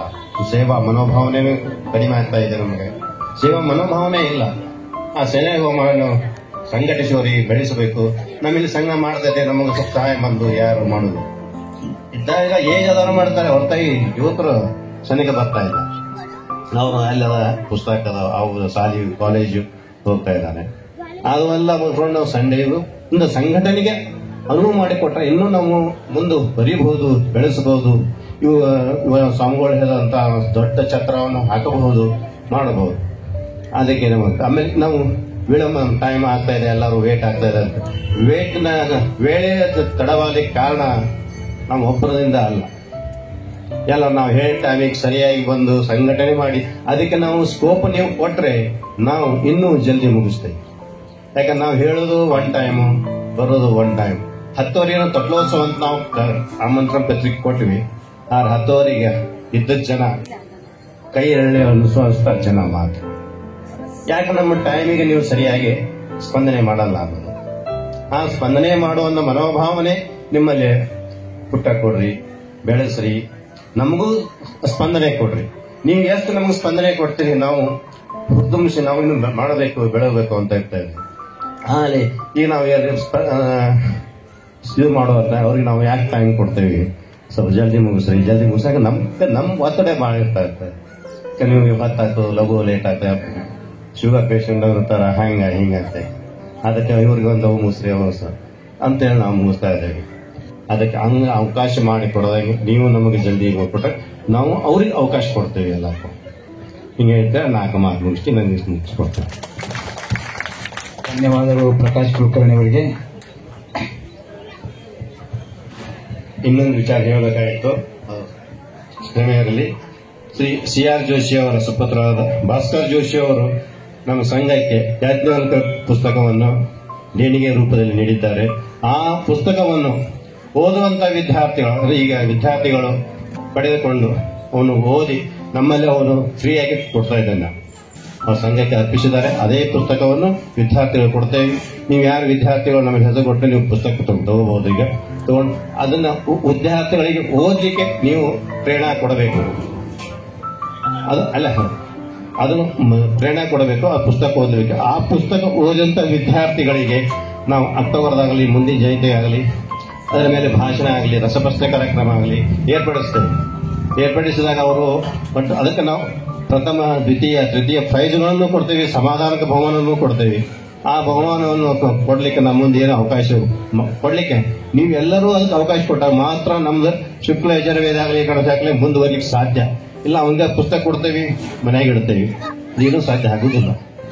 ಅದಕ್ಕೆ ಸಾಧ್ಯ ಆಗ್ಲಿಕ್ಕೆ ನೀವೇ ಪ್ರೋತ್ಸಾಹ ಕೊಡ್ಬೇಕು. ನಮಗೆ ಬಹಳ ನಾವು ಮಾಡ್ತೇವೆ, ನೀವು ಪ್ರೋತ್ಸಾಹ ಕೊಟ್ರೆ ಮಾತ್ರ. ಅದಕ್ಕೆ ಈ ಎಲ್ಲ ಜಯಂತಿಗೆ ಸಹಕಾರ ಮಾಡೋ ಎಲ್ಲರಿಗೂ ಧನ್ಯವಾದ ಹೇಳುತ್ತಾ ನನ್ನ ಮಾತನ್ನು ಮುಗಿಸ್ಕೊಡ್ತೇನೆ. ಪ್ರಕಾಶ್ ಕುಲಕರ್ಣಿ ಅವರಿಗೆ ಧನ್ಯವಾದಗಳು. ವಂದನಾರ್ಪಣೆ ರವಿ ಕುಲಕರ್ಣಿ ಅವರಿಂದ. ಶ್ರೀ ಗುರುಭ್ಯೋ ನಮಃ. ಈ ವಂದನಾರ್ಪಣೆ ಕಾರ್ಯಕ್ರಮಕ್ಕೆ ನನಗೆ ಅರ್ಧ ತಾಸು ಟೈಮ್ ಕೊಟ್ಟಾರೆ. ನೀವು ತಡ್ಕೋತೀರಿ ಅಂದ್ರೆ ಅಷ್ಟೊತ್ತನ ನಾ ಹೇಳ್ಬೋದು. ಆದರೆ ನಿಮ್ಗೆ ತಡ್ಕೊಳ್ಳೋ ಕೆಪಾಸಿಟಿ ಇಲ್ಲ ಅನ್ನೋದು ನಮ್ಗೆ ಗೊತ್ತದೆ. ಅದಕ್ಕೆ ಒಂದೇ ನಿಮಿಷನಾಗಿ ಹೇಳ್ತೀನಿ. ಎಲ್ಲರಿಗೂ ಧನ್ಯವಾದಗಳು. ಗುರು ಹಿರಿಯರಿಗೂ ಎಲ್ಲರಿಗೂ ನಮಸ್ಕಾರಗಳು. ಇನ್ನು ಕೆಲವೇ ನಿಮಿಷದಲ್ಲಿ ಆರತಿ ಆಗ್ತದೆ. ಎಲ್ಲರೂ ಊಟಕ್ಕೆ ರೆಡಿ ಆಗ್ರಿ ಸಾಕು. ಧನ್ಯವಾದಗಳು ಎಲ್ಲರಿಗೂ. ಒಳಗಡೆ ಕೂಡೋರು ಅಂಗಿ ತೆಗೆದು ಕೂಡಬೇಕು. ಅಕಸ್ಮಾತ್ ಅಂಗಿ ತೆಗಿಲಿಕ್ಕೆ ಆಗಲಿಲ್ಲ ಅಂದ್ರೆ ಅವ್ರು ಹೊರಗಡೆ ಬರಬೇಕು. ಎರಡನೇದು, ಈಗ ಮಹಾಪ್ರಸಾದ ನಂತರ ಪೂರ್ಣಫಲ ಸೇವೆ ನಾವೇನು ರಸೀದೊಳಗೆ ಬರ್ದೀವಿ, ಅವರು ಪೂರ್ಣಫಲ ಸೇವೆಯನ್ನು ಊಟ ಆದ ನಂತರ ವೇದಮೂರ್ತಿ ಡಿ ಸತ್ಯನಾರಾಯಣಾಚಾರ್ಯ ಅವರಿಗೆ ರಸೀದಿಗಳನ್ನು ತೋರಿಸಿ ಪೂರ್ಣಫಲ ಪಡೆದುಕೊಂಡು ಹೋಗಬೇಕಾಗಿ ವಿನಂತಿ.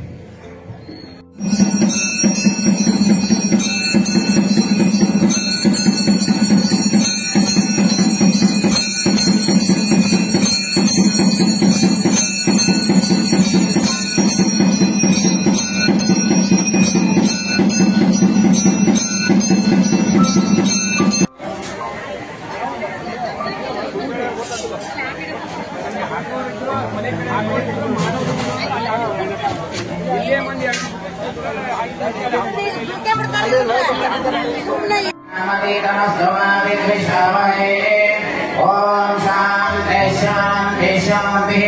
ರಂಗಾಚಾರ್ಯ ವೇದಮೂರ್ತಿಗಳು ಪ್ರಸಾದ ತರಬೇಕು. ಮೂಲತಃ ಇವರು ಸೊಂಡೂರಿನವರು. ಇಲ್ಲಿ ವೇದಾಧ್ಯಯನಕ್ಕಾಗಿ ಧಾರವಾಡಕ್ಕೆ ಬಂದರು. ತಮ್ಮಣ್ಣ ಶಾಸ್ತ್ರಿಗಳ ಹತ್ರ ವೇದ ಶ್ರೀರಾಮ್ ಜಯ ರಾಮ್ ಜಯ ಜಯ ರಾಮ್ ಶ್ರೀರಾಮ್ ಜಯ ರಾಮ್ ಜಯ ಜಯ ರಾಮ್. ದಯವಿಟ್ಟು ಭಾಗದಲ್ಲಿ ಯಾರು ನಿಂತ ಮಾಡಿ, ಭಾಗದಲ್ಲಿ ಯಾರು ನಿಂತ ಮಾಡಿ, ದಯವಿಟ್ಟು ಭಾಗದ ನಿಂತ ಮಾಡಿ ತೊಂದರೆ ಆಗ್ತಿಲ್ಲ ಪರಿಸ್ಥಿತಿಗೆ.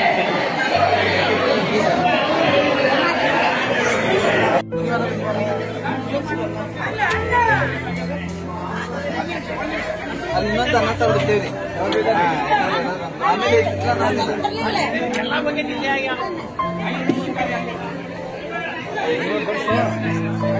ಯಾರು ಪಲ್ಯ ಹಾಕ್ಬಿಟ್ಟ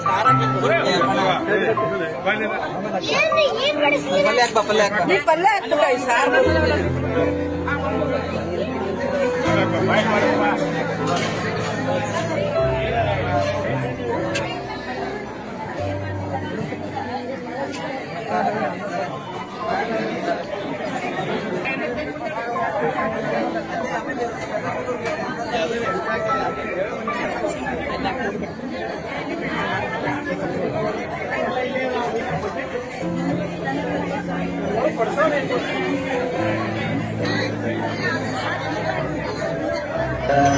पूर्ण ब्रह्म माला चिदंबर एक जय चिदंबर माला स्वामी शंख चक्रधर अंतर्यामी जय चिदंबर जय चिदंबर जय चिदंबर माला स्वामी.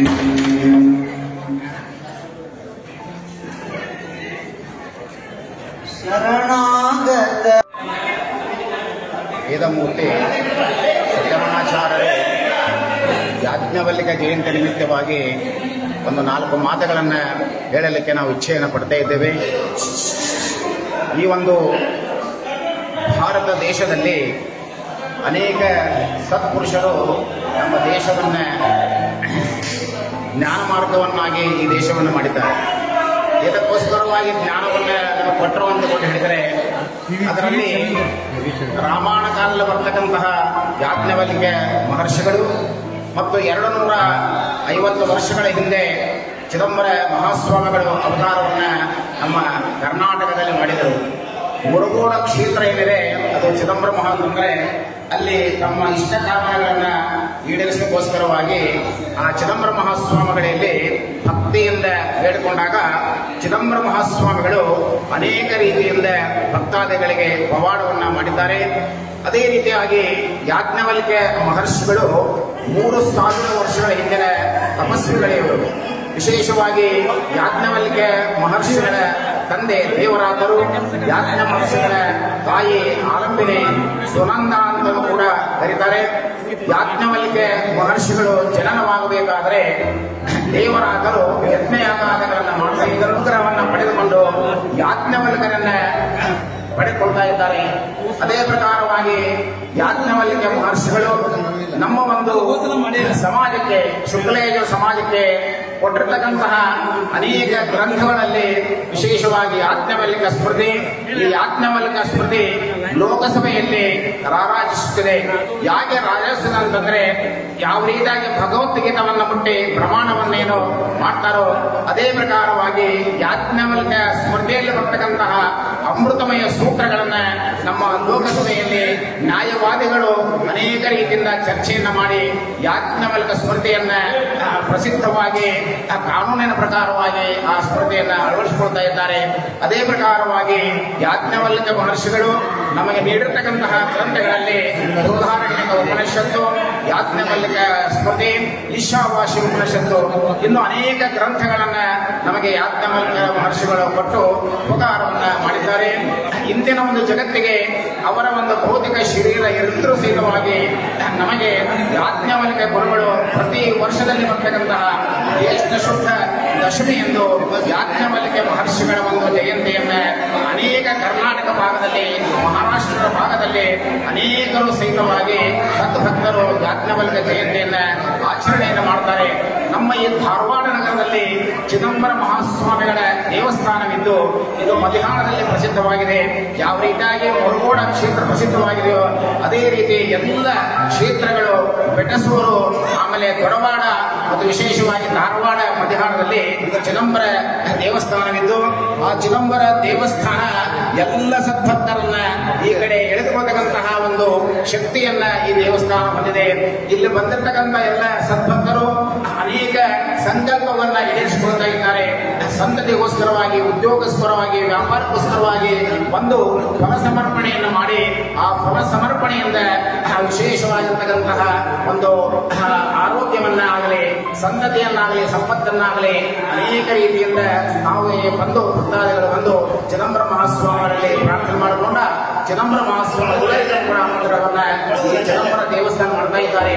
ಈ ಚಿದಂಬರ ದೇವಸ್ಥಾನ 1947 ಸ್ವಾತಂತ್ರ್ಯ ಪೂರ್ವದಲ್ಲಿ ನಮಗೆ ಕಿರ್ಲೋಸ್ಕರ್ ಅಂತಕ್ಕಂಥವ್ರು ಏನಿದ್ರು ಆ ಕಿರ್ಲೋಸ್ಕರ್ ಚಿದಂಬರ ಮಹಾಸ್ವಾಮಿಗಳಿಗೆ ಇದನ್ನ ದಾನವಾಗಿ ಕೊಟ್ಟಿದ್ದಾರೆ. ಯಾಕೆ ದಾನವಾಗಿ ಕೊಟ್ಟಿದ್ದಾರೆ ಅಂತಕೊಂಡು ಹೇಳಿದರೆ ಇಲ್ಲಿ ವಿದ್ಯಾರ್ಥಿ ನಿಲಯ ಮತ್ತು ವೇದ ಪಾಠಶಾಲೆ ಇತ್ಯಾದಿಗಳು ನಡೀಬೇಕು ಅಂತಕ್ಕಂಥ ದೃಷ್ಟಿಯನ್ನು ಇಟ್ಟುಕೊಂಡು ಕಿರ್ಲೋಸ್ಕರ ಕಂಪನಿಯವರು ಕೇವಲ 5,000ಗಳಿಗೆ ಈ ಒಂದು ಚಿದಂಬರ ಸೇವಾ ದೇವತೆಯನ್ನ ನಮ್ಮ ಸಮಾಜಕ್ಕೆ ದಾನವಾಗಿ ಕೊಟ್ಟಿದ್ದಾರೆ. ಎಲ್ಲ ಸದ್ಭಕ್ತರು ಈ ಜಯಂತಿ ಕಾರ್ಯಕ್ರಮದಲ್ಲಿ ಭಾಗವಹಿಸಿ ತನ್ನ ಮನದಿಂದ ಇಲ್ಲಿ ಸೇವೆಯನ್ನ ಮಾಡ್ತಾ ಇದ್ದಾರೆ. ಯಾರು ಯಾಜ್ಞವಲ್ಕ್ಯ ಮಹರ್ಷಿಗಳನ್ನ ಪ್ರತಿನಿತ್ಯದಲ್ಲಿ ಪ್ರಾರ್ಥನೆ ಮಾಡ್ತಾ ಇರ್ತಾರೋ ಅವರಿಗೆಲ್ಲ ಅಷ್ಟೋತ್ತರ ಕಾರ್ಯಕ್ರಮವನ್ನ ಮತ್ತು ಗುರುಗಳ ಕಥಾಶ್ರಮವನ್ನು ಮಾಡ್ತಾ ಇದ್ದೀವಿ. ಜಯಂತಿ ನಿಮಿತ್ತವಾಗಿ ಅನೇಕ ವಿದ್ವಾಂಸರನ್ನ ಕರೆದು ಅವರಿಗೆ ಪ್ರಶಸ್ತಿಗಳನ್ನು ಕೊಡ್ತಕ್ಕಂತಹ ಕಾರ್ಯ ಮತ್ತು SSLC ವಿದ್ಯಾರ್ಥಿಗಳು ಹೆಚ್ಚಿನ ಒಂದು ಅಂಕಗಳನ್ನು ಗಳಿಸತಕ್ಕಂಥವರಿಗೆ ನಾವು ಯಾಜ್ಞವಲ್ಕ್ಯ ಸೇವಾ ಸಂಘದ ವತಿಯಿಂದ ನಾವು ಅವರಿಗೆ ಪ್ರತಿಭಾ ಪುರಸ್ಕಾರವನ್ನು ಕೊಟ್ಟು ಸನ್ಮಾನ ಮಾಡ್ತಾ ಇದ್ದೇವೆ. ಇಂತಹ ಒಂದು ಯಾಜ್ಞವಲ್ಕ್ಯರ ಒಂದು ಜಯಂತಿ ಮಾಡ್ತಕ್ಕಂತಹದ್ದು ನಮ್ಮೆಲ್ಲರೂ ಕೂಡ ಒಂದು ಅವಕಾಶವು ಕಲ್ಪಿಸಿ ಭಗವನ್ನ ಯಾಜ್ಞವಲ್ಕ್ಯ ನಮಗೆ ಮಾಡಿಕೊಟ್ಟಿದ್ದಾರೆ. ಇಂತಹ ಯಾಜ್ಞವಲ್ಕ್ಯ ಮಹರ್ಷಿಗಳ ಒಂದು ಜಯಂತಿಯನ್ನ ನಾವು ಪ್ರತಿ ವರ್ಷ ಕೂಡ ಮಾಡಿಕೊಂಡು ಹೋಗ್ತಕ್ಕಂತಹದ್ದು ನಮ್ಮೆಲ್ಲರ ಒಂದು ಕರ್ತವ್ಯವಾಗಿದೆ. ಎಲ್ಲರಿಗೂ ಕೂಡ ಯಾಜ್ಞವಲ್ಕ್ಯರು ಸಮಾನರೇ. ಗುರುಗಳಂತಂದ್ರೆ ವಿದ್ಯಾ ಗುರುಣಾಂಗುರು ಅಂತ ಹೇಳ್ತಾರೆ. ಗುರುಗಳು ನಮಗೆ ಬೇಕು, ಆದರೆ ಯಾಜ್ಞವಲ್ಕ್ಯ ಗುರುಗಳು ನಮಗೆ ದೊರಕತಕ್ಕಂತಹದ್ದು ನಮ್ಮ ಸಮಾಜಕ್ಕೆ, ಕಣ್ಣು ಶಾಖೆಗೆ ಉತ್ತಮ ರೀತಿಯಿಂದ ಯಾಜ್ಞವಲ್ಕ್ಯರು ನಮಗೆ ಅನೇಕ ಸನ್ಮಾರ್ಗವನ್ನು ನಮಗೆ ತೋರಿಸಿದ್ದಾರೆ. ಇಂತಹ ಯಾಜ್ಞವಲ್ಕ್ಯರ ಒಂದು ಜಯಂತಿ ನಿಮಿತ್ತವಾಗಿ ನಾವು ಇಲ್ಲಿ ಮಾಡ್ತಕ್ಕಂತಹ ಅನೇಕ ದಾನಗಳನ್ನ, ಧರ್ಮಗಳನ್ನ, ವಿಶೇಷವಾಗಿ ಪ್ರವಚನಾದಿಗಳನ್ನ ಮಾಡಿ ಎಲ್ಲರ ಒಂದು ಭಕ್ತರಿಗೆ ಸಮಾಧಾನವ ಹಾಗೆ ಯಾಜ್ಞವಲ್ಕ್ಯ ಸೇವಾ ಸಂಘವು ನಿರಂತರವಾಗಿ 29 ವರ್ಷಗಳ ಕಾಲ ನಿರಂತರವಾಗಿ ನಾವು ಯಾಜ್ಞವಲ್ಕ್ಯ ಸೇವಾ ಸಂಘದಿಂದ ಜಯಂತಿಯನ್ನು ಮಾಡಿಕೊಂಡು ಬರತಕ್ಕಂತಹದ್ದು